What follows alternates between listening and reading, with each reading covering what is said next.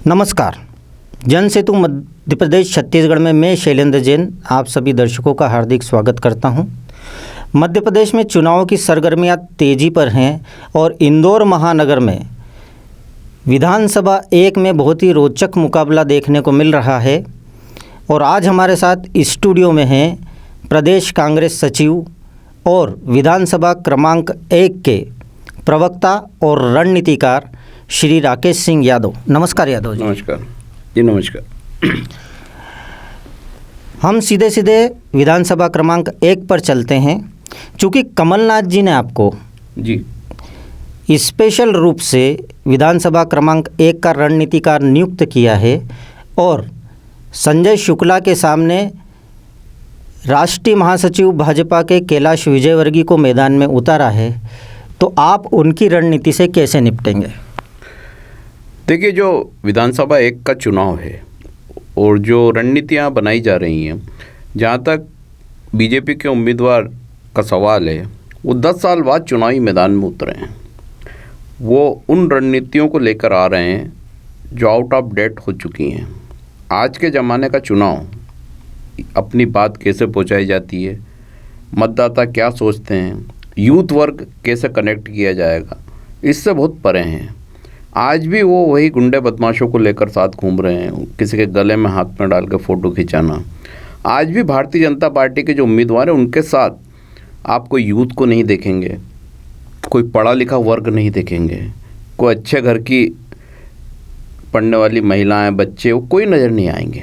उसकी वजह यही है कि वो जो 12-15 साल पहले जिस तरह की राजनीति करते आए हैं, जो उन्होंने पूर्व में विधानसभा 2, 4 या महू में की है, और जिस पैटर्न पे वो चुनाव जीतते आए हैं, वो पैटर्न विधानसभा 1 में इसलिए नहीं चलेगा क्योंकि विधानसभा 1 के मतदाता एक तो बिकाऊ नहीं है, जैसा वो कोशिश कर रहे हैं कि पैसा साड़ी बांट के, मोबाइल बांट के, किसी को बाइक दिला देंगे, किसी को आईफोन गिफ्ट कर देंगे। अभी पता चला है कुछ बूथ अध्यक्ष हैं, उनको 1-1 लाख रुपए दे दिए हैं, कहीं मोबाइल दे दिया, आईफोन गिफ्ट दे दिया है। तो इस तरीके से तो चुनाव मुझे नहीं लगता जीत पाएंगे, क्योंकि ऐसा कोई भी ठेकेदार विधानसभा 1 में भारतीय जनता पार्टी का नहीं है जिसके कहने पे वहाँ की जनता वोटिंग कर दे। अगर ऐसा होता तो भारतीय जनता पार्टी के जो पूर्व उम्मीदवार रहे हैं, पूर्व विधायक रहे हैं सुदर्शन गुप्ता, वो इतना बुरी तरीके से नहीं हारते। तो कहीं ना कहीं अब जो कैलाश विजयवर्गीय जी हैं, जिनको बहुत बड़े नेता बोला जाता है, बहुत बड़े रणनीतिकार बोला जाता है, अब वो एक ऐसी जगह आके फंस गए हैं जहाँ से अब उनका निकलना बहुत मुश्किल है। और मुझे लगता है कि 6 चुनाव बाद अब इस 7वें चुनाव में वो हार के वापस अपने घर को जाएंगे। चूँकि कैलाश विजयवर्गीय मैदान में हैं और कैलाश विजयवर्गीय के ऊपर बंगाल चुनाव में एक बलात्कार का आरोप लगा था, जिसको उन्होंने शपथ पत्र में नहीं दर्शाया है, उस बारे में आपके विचार जानना चाहूँगा। देखिए, बहुत साफ और स्पष्ट है कि जो ये आरोप हैं पब्लिक डोमेन में है, वो भाजपा उम्मीदवार को इन आरोपों का स्पष्ट जवाब देना चाहिए, छुपना नहीं चाहिए। अगर गैंग रेप का आरोप है, बलात्कार का आरोप है, तो आप 1 नंबर विधानसभा की महिलाओं को बताएं कि ये आरोप क्यों है, उसका जवाब दें। लाडली बहनों को बताएं कि उन पे ये आरोप क्यों लगा। सिर्फ ये बोलने से काम नहीं चलेगा कि ये राजनीतिक आरोप है। ये राजनीतिक नहीं, ये फौजदारी आरोप है। फौजदारी आरोप जब लगते हैं जब उसके सबूत होते हैं, तथ्य होते हैं। जिन गंभीर धाराओं में मुकदमा दर्ज है, उससे साबित होता है कि कहीं ना कहीं वो गंभीर अपराध हुआ है, महिला वर्ग को पीड़ित किया गया है। जो भी कांड हुआ है, उस कांड का सत्य क्या है, ये चुनाव लड़ने के पूर्व एक श्वेत पेपर जारी करना चाहिए बीजेपी उम्मीदवार को कि सच ये है। और अगर सच वही है जो जनता समझ रही है, जो मीडिया में आता है, जो पब्लिक डोमेन में है, तो इसका मतलब है कि फिर विधानसभा 1 की जो जनता है वो किसी ऐसे व्यक्ति को तो नहीं चुनेगी जिससे उसके घर की प्रतिष्ठा सब कुछ दांव पे लग जाए, विधानसभा की इज्जत दांव पे लग जाए। तो अगर वो जवाब नहीं देते हैं तो इसका मतलब है कि आरोप ये माने जाएंगे कि उन पे जो लगे हैं वो सत्य हैं। निर्धारण कभी भी कोर्ट करे, वो एक अलग बात है, लेकिन अगर आप उस पर बात करने से बचते हैं, छिपते हैं और उस सवालों का जवाब नहीं देते हैं, जनता भी जानना चाहती है कि आरोप आप पे क्यों लगे, किसने लगाए, कौन है वो, वजह क्या थी, एक भी बात का जवाब वो माननी नहीं देते हैं, तो कहीं ना कहीं ये साबित होता है कि उन आरोपों में कहीं ना कहीं बहुत बड़ी सत्यता है। विजय वर्गीय जी बोलते हैं कि मैं बहुत बड़ा नेता हूं और बिना ज़मीन पर उतरे ही चुनाव जीत लूँगा, पर बड़े नेता होने के साथ उनकी ज़ुबान इतनी बड़ी और महान नहीं लगती, क्योंकि उन्होंने शिवराज की लाडली बहनाओं को शूर्पणखा तक भी कह डाला था और दूसरे भी अनर्गल प्रलाप किए थे। उसके बारे में आपका क्या कहना है? देखिए, उनकी सोच महिलाओं के प्रति हमेशा नकारात्मक रही है। जब उन्होंने ये बयान दिया था, उन बयान के शब्द आप सुनेंगे तो आपको बड़ा आश्चर्य होगा कि एक सुसंस्कृत व्यक्ति जो बात करता है संस्कृति की, हिंदुओं की, वो अपने ही हिंदुओं की माँ बहनों को शूर्पणखा बोल रहा है, उनके कपड़ों पे भद्दे कमेंट्स कर रहा है। ये कौन सा व्यक्ति कर सकता है जिसकी नीयत और नज़र खराब हो, जिसकी सोच खराब हो? अगर कोई बात कहने का तरीका होता है तो उसमें शब्दों का क्या प्रयोग किया जाता है। ये तो एक इतने बड़े नेता अगर बनते हैं तो उनको समझ होना थी, लेकिन उनको वो समझ नहीं है, क्योंकि उनकी ऐसी सोच नहीं है, ऐसी नीयत नहीं है। अब आप महिलाओं को अपमानित करते हैं, जिनको एक तरफ मुख्यमंत्री 1000 रुपये महीना देकर लाडली बहना कहते नहीं थक रहे हैं, उन महिलाओं को, उन बच्चियों को, उन बेटियों को आप बोलते हैं कि वो कपड़े जब ऐसे पहनती हैं तो शूर्पणखा लगती हैं। मतलब आप उन महिलाओं और बच्चों के कपड़ों पर नज़र रखते हैं। ये नियत तो आपकी नहीं होना चाहिए, आपकी तो साफ नियत होना चाहिए। संस्कृति विकास करने की बात करते हैं तो अच्छे शब्दों में अपनी बात कहना चाहिए, लेकिन आपकी सोच, विकृत सोच ये बताती है कि कहीं ना कहीं आप महिलाओं को लेके दोयाम दर्जे की सोच रखते हैं। कहीं ना कहीं वही सोच रखते हैं जो छुपी हुई भारतीय जनता पार्टी की एक सोच होती है, एक पद्धति होती है, एक शिक्षा दी जाती है भारतीय जनता पार्टी में कि महिलाओं को कभी भी समानता का अधिकार मत दो, उनको दबाओ, उनको पीछे करो। और इसमें भारतीय जनता पार्टी के जो ये 1 नंबर के उम्मीदवार हैं, इनको महारत हासिल है। सबसे ज़्यादा अपमानित अगर ये करते हैं तो महिलाओं को करते हैं, महिलाओं को प्रताड़ित भी करते हैं और अपमानित भी करते हैं। और इसका जवाब विधानसभा 1 की महिलाएं निश्चित तौर पर, वहाँ की बेटियां, बहनें देंगी, और वो एक भाई को चुनेंगी, एक बेटे को चुनेंगी, बजाय के एक ऐसे व्यक्ति को चुने जो उनको शूर्पणखा की उपाधि देता है। चूँकि आजकल चुनाव जातिगत समीकरणों पर लड़े जाते हैं और विधानसभा क्रमांक 1 में संजय शुक्ला खुद ब्राह्मण हैं, इसलिए ब्राह्मण वोटों का उन्हें लाभ मिलेगा, परंतु विधानसभा 1 में यादव वोट बहुतायत में हैं और जो चुनाव में निर्णायक भूमिका निभाएंगे। और चूँकि आप भी यादव हैं जी, तो आप क्या सोचते हैं, यादव वोट किस ओर जाएंगे? देखिए, ये बिल्कुल 100% सत्य है कि वो जो विधानसभा नंबर 1 है वो बहुसंख्यक ब्राह्मण और यादव की विधानसभा है। दोनों की जो संख्या बहुसंख्यक में है। कांग्रेस ने पिछले कई चुनाव में ब्राह्मणों को भी टिकट दिया है, यादव को भी टिकट दिया है। माननीय हमारे रामलाल वल्लू यादव जी विधायक बने, उनके पुत्र दीपू यादव जी भी चुनाव लड़े, उनको भी टिकट दिया। अनेक अभी वर्तमान पार्षद यादव हैं। लेकिन भारतीय जनता पार्टी ने जब से विधानसभा सीट बनी है 1957 से आज तक 67 सालों में एक भी यादव को टिकट नहीं दिया। कभी भी उन्होंने विधानसभा के योग्य नहीं समझा कि इस यादव को टिकट दिया जाए। ब्राह्मणों को लेके भी 1985 के बाद आखिरी टिकट था सत्यनारायण सत्तन का। इसके बाद किसी भी ब्राह्मण को भारतीय जनता पार्टी ने वहाँ टिकट नहीं दिया और ना ही नेतृत्व को पनपने दिया भारतीय जनता पार्टी में। यादव की तो इतनी बुरी गति है कि भारतीय जनता पार्टी की जो विधानसभा है 1 में कहीं भी भाजपा का एक भी यादव नेता आपको देखे से नहीं मिलेगा, ढूंढे से नहीं मिलेगा। इसकी वजह यह रही कि जितने भी यादव भारतीय जनता पार्टी में शामिल थे या नेता थे, उनको कुचल दिया गया। अभी आपने देखा होगा कार्यालय का उद्घाटन हुआ, राजनाथ सिंह आए थे। मंच की तस्वीर आप देखेंगे, जो बीजेपी के उम्मीदवार हैं कैलाश विजयवर्गीय, वो बार बार ये बात करते हैं कि यादव के वोट चाहिए, यादव समाज में जो वोट दे दे। एक भी यादव नेता को भारतीय जनता पार्टी के मंच पे नहीं बिठाया। वो तो छोड़िए, जो एक पार्षद है महिला भारतीय जनता पार्टी की, संध्या यादव, उसको मंच पे नहीं चढ़ने दिया, उसको मंच पे चढ़ने से रोक दिया। उसके बाद नामांकन भरने गए तो उनकी जिप में आप देखिए एक भी यादव नेता सवार नहीं है जो भारतीय जनता पार्टी में है। यहाँ तक कि वो जो पार्षद है महिला, उसको भी जिप में नहीं चढ़ने दिया। मतलब आप यादवों को अपमानित करेंगे, यादवों को दोयाम दर्जे का समझेंगे, वो यादव के वोट भी आप ले लेंगे।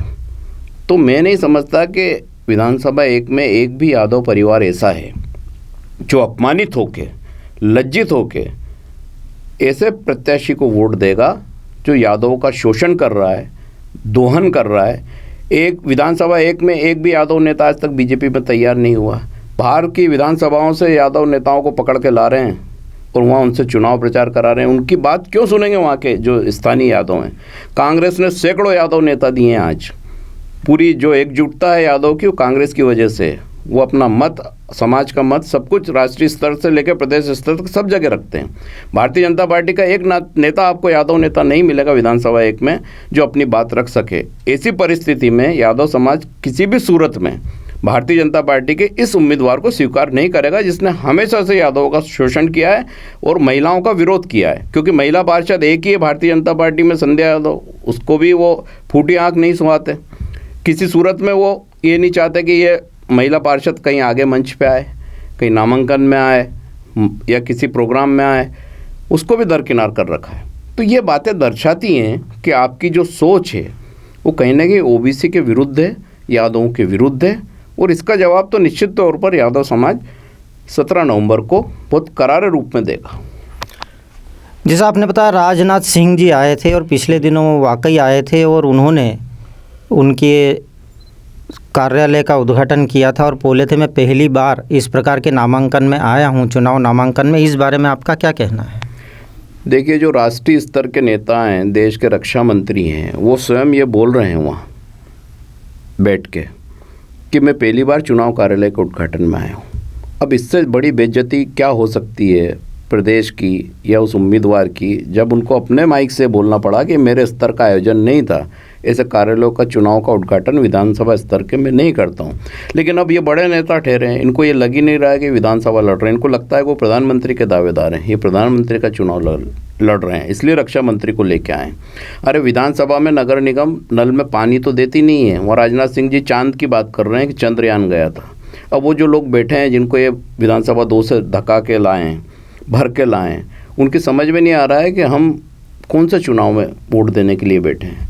ये चंद्रमा की बात कर रहे हैं, ये राहुल गांधी जी की बात कर रहे हैं, लेकिन हमारे उम्मीदवार क्या करेगा उसकी बात नहीं कर रहे हैं। तो इस तरीके की हास्यास्पद चीज़ें करना, अपने आप को एक बड़ा उम्मीदवार साबित करना और उसके बाद अपने कर्मों से चुनाव जीतने की स्थिति में ना आना और फिर लोगों को डराना धमकाना, इससे तो मुझे नहीं लगता कि वो भारतीय जनता पार्टी के उम्मीदवार इस बार चुनाव जीत पाएंगे। इस बार निश्चित तौर पर जनता उनको घर भेज देगी। घोषणा पत्र में भाजपा ने जो वादे किए हैं विधानसभा क्रमांक 1 में, आपको क्या लगता है, क्या वो सार्थक वादे हैं या केवल चुनावी वादे हैं? देखिए, मैंने कल ही उस मामले में बयान जारी करा। उन्होंने घोषणाएं की कि सिरपुर तालाब को वो डेवलप कर देंगे। अब उनको यही ज्ञान नहीं है कि सिरपुर तालाब ऑलरेडी केंद्र सरकार की रामसर योजना में आ चुका है। वहाँ डेवलपमेंट जो निर्धारित प्रक्रिया के अंतर्गत होता है, पक्षी विहार के अंतर्गत, वो किया जा रहा है। अब वहाँ क्या डेवलपमेंट करेंगे? वो बोलते हैं, हास्यास्पद बात है कि मॉल बनाएंगे। कौन सी सरकार मॉल बनाती है? कितने मॉल शिवराज सरकार ने बनाए, ये तो बताइए। क्लब बनाएंगे, क्लब कितनी सरकार ने बनाए? क्लब कौन सी सरकार बनाती है? मूलभूत जो ज़रूरत है विधानसभा की, उस पर तो उन्होंने बात नहीं करी। कितने बोरिंग करा के देंगे? हमारे जो उम्मीदवार है संजय शुक्ला जी, उन्होंने 600 बोरिंग पिछले कार्यकाल में कराए और ये माननीय विजयवर्गीय जी एक बोरिंग का भी वादा नहीं कर रहे हैं, क्योंकि इनकी नियत कराने की नहीं रहती, इनकी तो खींचने की रहती है। ये ज़रूर है कि उनकी नज़र ज़मीनों पे पड़ गई है, उनके साथ अनेक भूमाफिया जुड़े हुए हैं। अभी आप देखेंगे कई पोस्टर लगे हुए हैं बल्लारगंज क्षेत्र में, अन्य क्षेत्रों में, उसमें नीचे कोई नाम लिखे, आप पढ़ेंगे, उनको सर्च करेंगे तो बड़े बड़े भूमाफिया हैं जिनके ज़मीनों पे कब्जे हैं, जो ज़मीनों का धंधा करते हैं, ज़मीनों के व्यापारी। अब ये लोग चुनाव प्रचार में जब उतरेंगे तो निश्चित तौर पे ज़मीनों पे नज़र जाएगी। तो ये प्लानिंग भी होगी कि यहाँ मॉल बनेगा, यहाँ क्लब बनेगा, ये गरीब जनता जो रहती है इनसे मकान कैसे खाली कराना, दुकान कैसे खाली कराना, ये सब कुछ होगा।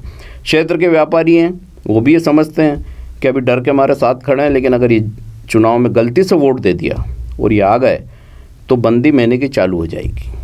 हर दुकान मकान खाली कराने का परसेंटेज लगेगा, महीने के तेल के डब्बे लगेंगे, भंडारे का पैसा लगेगा। ये सब कुछ होता है। पुरानी विधानसभा 3 में जनता ने भुगत ही रहे हैं। तो मैं नहीं मानता कि अब कोई ऐसा काम विधानसभा 1 की जनता करेगी कि वो पूरी विधानसभा अगले 5 साल तक ऐसे तली जाए और घर बाहर से बेदखल कर दिया जाए, उनकी ज़मीनें छीन ली जाएँ, उनके मकान छीन लिए जाएँ। तो मुझे तो बहुत साफ और स्पष्ट दिख रहा है कि क्षेत्र की जनता अपना बेटा या भाई चुनेगी, कोई दादा पहलवान या बहुत बड़ा नेता नहीं चुनना चाहती। चूँकि भारत में चुनाव अब धार्मिक स्तर पर लड़े जाते हैं और इसी श्रृंखला में यहाँ कुछ पोस्टर देखने में आए कि राम मंदिर के नीचे भाजपा का प्रचार हो रहा है। राम मंदिर के फ़ोटो लगे हैं और नीचे भाजपा का प्रचार है। तो क्या राम केवल भाजपा के हैं? देखिए, उसी मामले को लेकर हमने चुनाव आयोग को लिखा था कि भगवान श्री राम का चित्र लगाकर उस चित्र के नीचे अनेक ऐसे लोगों के फ़ोटो लगाए गए हैं जिन पे आपराधिक मुकदमे, किसी पे बलात्कार का मुकदमा है, किसी पे लूट का मुकदमा है, किसी पे डराने धमकाने का मुकदमा है। अब आम जनता जब निकलती है राम मंदिर में, हमारी भी उतनी आस्था जितनी आम जनता की है। हम भी वही हिंदू हैं जो भारतीय जनता पार्टी नकली हिंदू बनने का दावा करती है। वो जो हिंदुओं की ठेकेदार बनती है वो कांग्रेस नहीं है। हम जब नमन करते हैं राम मंदिर को तो हम देखते हैं कि हमारे सामने जो चेहरे लगे हुए हैं वो ऐसे चेहरे हैं जो अपराधी चेहरे हैं और वो उम्मीदवार भी हैं विधानसभा के। तो हमने चुनाव आयोग से पूछा कि क्या ये राम मंदिर का फ़ोटो लगा के या महाकाल लोक का फ़ोटो लगा के वोट हासिल करने का प्रयास तो कर ही रहे हैं, लेकिन भगवान श्री राम का अपमान कर रहे हैं क्या? जिस पे बलात्कार के आरोप हैं, जिस पे डकैती के आरोप हैं, जिस पे छीना झपटी के आरोप हैं, डराने धमकाने के आरोप हैं, वो भगवान राम के मंदिर के समक्ष अपना फ़ोटो लगा के नमन करवाएगा, जनता को अपमानित करेगा, भगवान राम का अपमान करेगा। उस बात को चुनाव आयोग ने सुना और उस पर संज्ञान लिया और उस पर कार्रवाई भी हुई है। अंत में मैं आपसे पूछना चाहूँगा कि साड़ियाँ बांटी जा रही हैं, दूसरे प्रलोभन दिए जा रहे हैं, दादागिरी भी वापरी जाएगी, इस बीच में आप किसकी जीत देखते हैं? देखिए, बहुत साफ है कि भारतीय जनता पार्टी के जो पार्षद हैं और मंडल अध्यक्ष हैं, सचिव हैं, उनको अपना घर भरने का समय आ गया है। वो बिल्कुल लें, मोबाइल मिल रहे हैं, पैसे मिल रहे हैं, 2-2 लाख रुपए एक बूथ अध्यक्ष को देने का वादा कर रहे हैं, किसी को दे भी दिए हैं, 3 पार्षदों को 5-5 लाख रुपए दिए हैं, ऐसी सूचना प्राप्त हो रही है। तो पैसे तो लें आप, कोई दिक्कत नहीं है। वो माल कौन सा घर का बट रहा, लूट का ही माल है, सब में बटे, बहुत अच्छा है। लेकिन जब वोट देने के लिए जाएगी जनता तो ये ज़रूर सोचेगी कि हमारी विधानसभा का विधायक कैसा होना चाहिए। वो विधायक होना चाहिए जो आपसे कल से आके पैसे ना मांगे, कल से आपसे वसूली ना करे।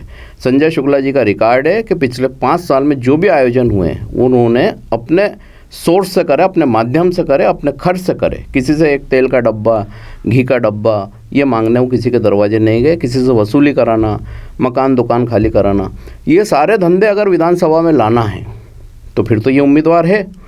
और नहीं तो जितना पैसा ये बांट रहे हैं वो लूट का माल है, आपका ही माल है, लेके उपयोग कीजिए। वोट देने का समय आए तो अपने बेटे या भाई को चुनिए। यानी बूथ अध्यक्ष को भाजपा यानी विजय वर्गीय जी 50,000 रुपये की घोषणा कर रहे हैं, तो क्या कांग्रेस के बूथ अध्यक्ष ईमानदारी से कार्य कर पाएंगे बिना किसी प्रलोभन के? देखिए, कांग्रेस में तो जो हमारे पास तो ना इतना पैसा है बांटने का, ना हम कभी बांट पाएंगे, ना हम खरीदना चाहते हैं। हमने एक ही बात बोली है, हमारे कांग्रेस के जितने नेता उनमें एक भी नेता ने, एक भी बूथ अध्यक्ष ने ये नहीं बोला है कि हमें आप पैसे दें। उन सबकी एक ही इच्छा है कि ये जो व्यक्ति आया है बाहरी, जो यहाँ का रहवासी भी नहीं है, यहाँ का मतदाता भी नहीं है, ये हर हाल में हारना चाहिए, विधानसभा सुरक्षित रहना चाहिए। अब भारतीय जनता पार्टी के जो बूथ अध्यक्ष हैं, जो उनके नीचे के पदाधिकारी हैं, संयोजक हैं, पार्षद हैं, पूर्व पार्षद हैं, अब उनको तो मजबूरी है कि वहाँ खड़े रहना है।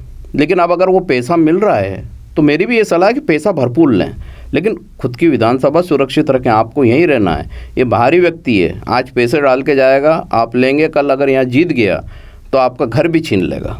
तो पैसा ज़रूर लें, लूट का माल है, उपयोग करें।